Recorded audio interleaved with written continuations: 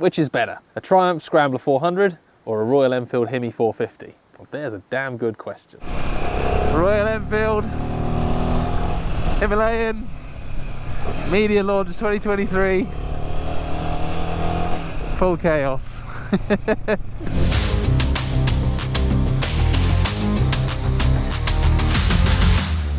When Triumph launched the Scrambler 400, they entered into a rivalry, definitely knowingly, with Royal Enfield's bikes. For a long time, Triumph and Royal Enfield they've been sort of staggered apart. Royal Enfield's been building similar bikes to the Triumphs. I'm thinking of the Twins, the Scramblers, the retro cafe racer looking things. But they've always been a chunk below on spec and price, and they've not really crossed over into each other's territory until now.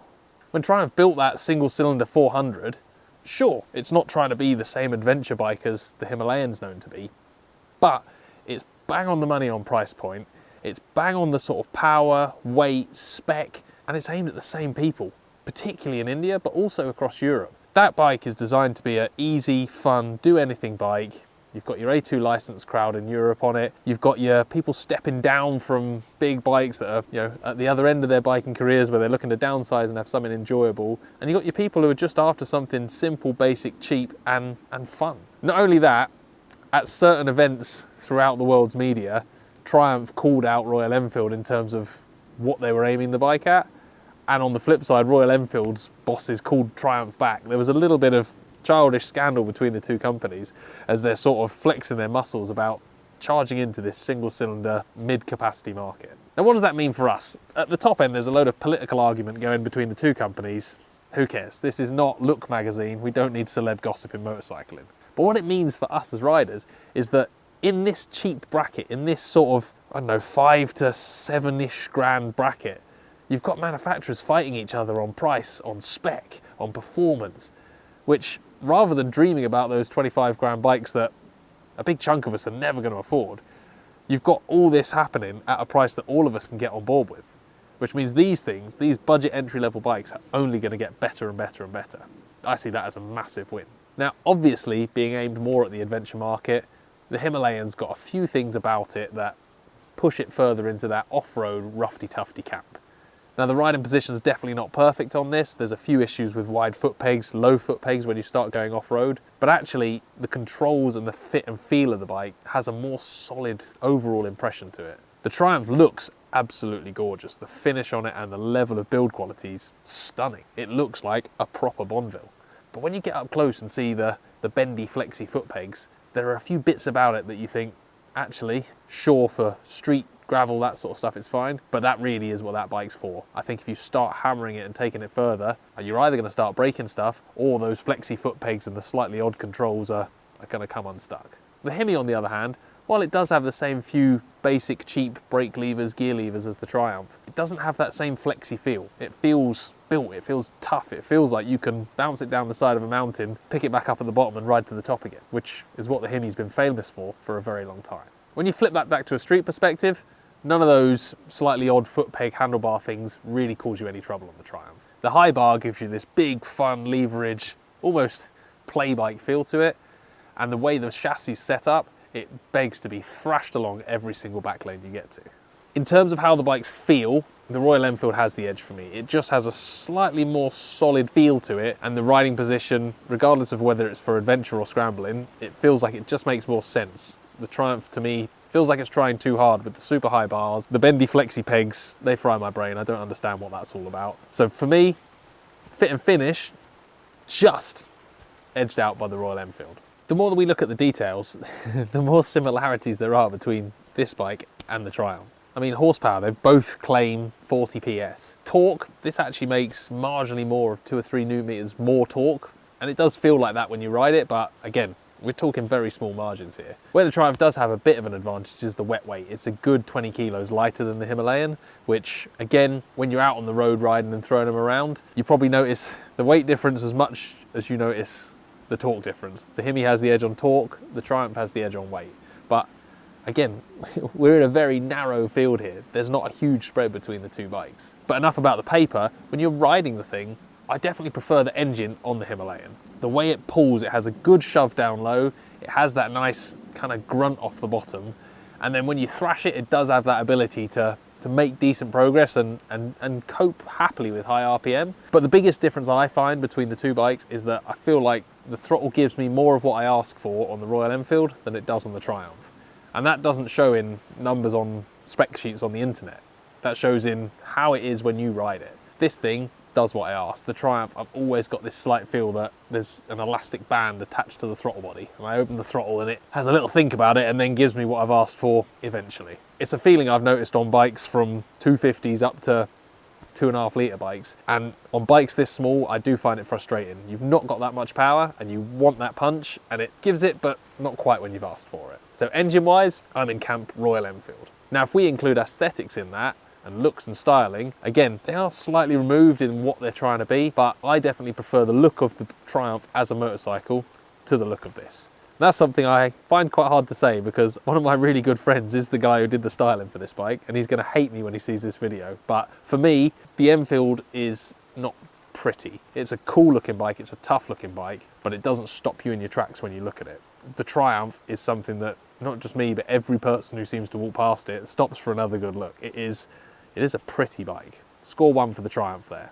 Now, road riding performance, when it comes to bombing along a road, it's actually very hard to split the two bikes. I'm not talking specifically about chassis or engine or gearbox or riding position here. I'm talking about the whole experience of jumping on it of a morning and bombing out to ride a mixture of A roads, B roads, stupid single track roads, and a little bit of bombing down some dual carriageway. I flitted back constantly between the two bikes. I genuinely find it very hard to split them, even though they ride quite differently. The Hemi has the engine that gives you the punch, that drive. I like the fact that there's a little bit of wind protection on the front of it, and despite the fact that it's got a 21-inch front wheel, it does handle really well on the tarmac. When we were in India on the launch, we were bombing down some stupid roads, riding some sketchy places, and I had so much confidence in the front tyre that I could put the bike exactly where I want and cope with big holes in rough roads.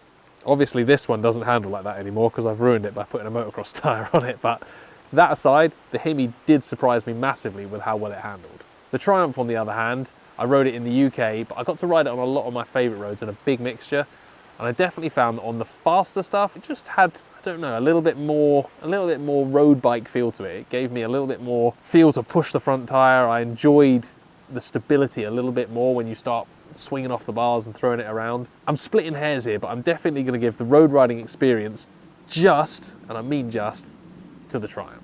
Now flip that off-road and get all dirty, there's no real comparison, and not for the reasons you might think. Obviously, the Himalayan is a better off-road bike than the Triumph Scrambler 400X. Who knew? But I'm trying to incorporate things like ease of use, lightweight, ability to get out of trouble when you're stuck and feeling not confident, and just how they feel when you bomb down a gravel trail. And the Scrambler does really, really well, but a couple of things let it down. First and foremost for me, I feel like a broken record, but as soon as you stand up, the fact that your feet are bending up and down on the pegs gives you no confidence. So riding it stood up off-road, not much fun. The Hemi definitely has the edge there. But further than that, I just didn't quite get the same level of confidence that I could get the Triumph into and out of anywhere I wanted that I get on the Royal Enfield, despite the fact that this carries a fairly cheeky weight penalty. The Enfield does carry its weight in a way that lets you balance it and gives you confidence, and I think that is where, for me, it just edges out off-road. Now, when we want to throw value for money into the mix, that's a minefield of a conversation there. The Triumph is base price in the UK 4,795, and the Hemi is base price 4,850. There's lots of arguments about not getting tubeless tyres on the base model of the Himalayan. The fact that this has got so much more capability compared to the Triumph because it's got screens and more luggage racks and things like that. Honestly, I don't even want to split them based on that.